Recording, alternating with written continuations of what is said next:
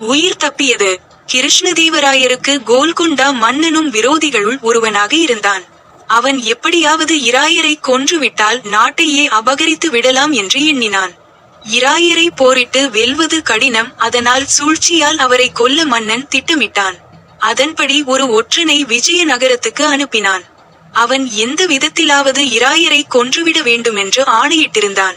அந்த ஒற்றன் விஜயநகரத்துக்குள் பிரவேசித்தான். நேரே அரண்மனைக்குள் சென்று அவரை கொல்ல முடியாது என்று அவனுக்கு தெரியும். அதனால் இதற்கு ஒரு திட்டம் வகுத்தான். மன்னரிடம் மிகவும் செல்வாக்கு பெற்றிருக்கும் தெனாலிராமனின் உதவியுடன் மன்னரை ஒழிக்க எண்ணினான். அதனால்தான் ராமனின் தாய்வழி உறவினன் என்றும் வெகு தொலைவிலிருந்து வருவதாகவும் கூறி ராமனையும் அவன் வீட்டாரையும் நம்ப வைத்தான்.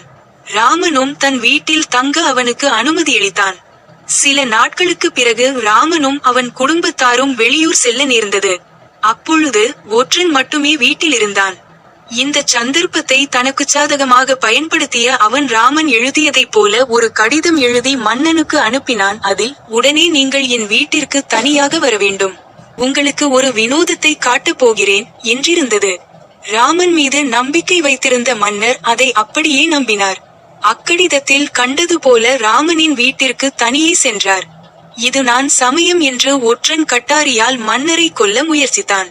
இராயர் சாமர்த்தியமாக அந்த வஞ்சகனிடமிருந்து தப்பினார். அவன் தப்ப முடியாதபடி கெட்டியாக பிடித்து கொண்டு வெளியிலுள்ளவர்களை அழைத்தார். அவர் குரலை கேட்டதும் பலரும் வந்துவிட்டனர். கொலை செய்ய இருந்தவனை பிடித்து அந்த இடத்திலேயே அவனை அடித்து கொன்றுவிட்டனர். மன்னருக்கு ராமன் மீது அடங்காத கோபம் ஏற்பட்டது. எதிரி நாட்டு ஒற்றனுக்கு தன் வீட்டில் தங்க இடம் கொடுத்து விட்டாளே என்று அவன் மீது சந்தேகமும் வருத்தமும் கொண்டார். அந்த நேரம் பார்த்து ராஜகுரு ராமனை பழி தீர்க்க இதுதான் சமயம் என்று எண்ணி, அரசே, ராமன் வேண்டுமென்றே எதிரிக்கு உடைந்தையாக இருந்து தன் வீட்டில் தங்க இடமளித்துள்ளான்.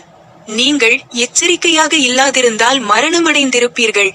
அதனால் தங்கள் உயிருக்கே எமனாக இருந்த ராமனுக்கு மரண தண்டனை விதிக்க வேண்டும் என்று கேட்டுக்கொண்டார். ராமன் மீது ஆத்திரங்கொண்டிருந்த மன்னருக்கும் இதுவே சரி என்று பட்டது. உடனே இராமனை கைது செய்து வர உத்தரவிட்டார். அவனுக்கு மரண தண்டனையும் அளித்துவிட்டார். ராமனுக்கு என்ன செய்வதென்றே புரியவில்லை. முன்பின் தெரியாத ஒருவனுக்கு தங்க இடமளித்தது குற்றம் என்பதை அவன் உணர்ந்தான். இருந்தாலும் அதற்காக தனக்கு மரண தண்டனையா என்று வேதனைப்பட்டு மன்னரிடம் தன்னை மன்னிக்கும்படி வேண்டிக் கொண்டான். ஆனால் மன்னரின் மனம் இறங்கவில்லை. ராமா, நீ செய்தது அரசியல் சட்டத்திற்கு விரோதமான காரியம். இப்படிப்பட்ட குற்றத்தை யார் செய்தாலும் மன்னிக்க சட்டம் இடந்தராது. உனக்கு மரண தண்டனை விதித்ததுதான். இதை மாற்றவே முடியாது. இருந்தாலும் என்னுடைய அன்புக்கு பாத்திரமாக இருக்கும் நீ எவ்வாறு இறக்க விரும்புகிறாயோ அதைச் சொல், அவ்வாறே உனக்கு மரண தண்டனை நிறைவேற்ற செய்கிறேன் என்றார். ராமன், உண்மையாகவா மன்னா? என் விருப்பம் போல மரண தண்டனை விதிப்பீர்களா? வாக்கு தவற மாட்டீர்களே என்றதும் மன்னர், நான் சொன்னால் சொன்னதுதான், தவற மாட்டேன் என்று கூறினார். மன்னர் வாயிலிருந்து இத்தகைய வார்த்தை வந்ததும், அரசே, நான் வயது முதிர்ந்து என் உடலில் உள்ள தலை கழுத்தை விட்டு போக விரும்பும் தொண்டு கிழவனாக இருக்கும் நிலையில்தான் நான் சாக விரும்புகிறேன் என்று சிரித்தபடி சொன்னான்.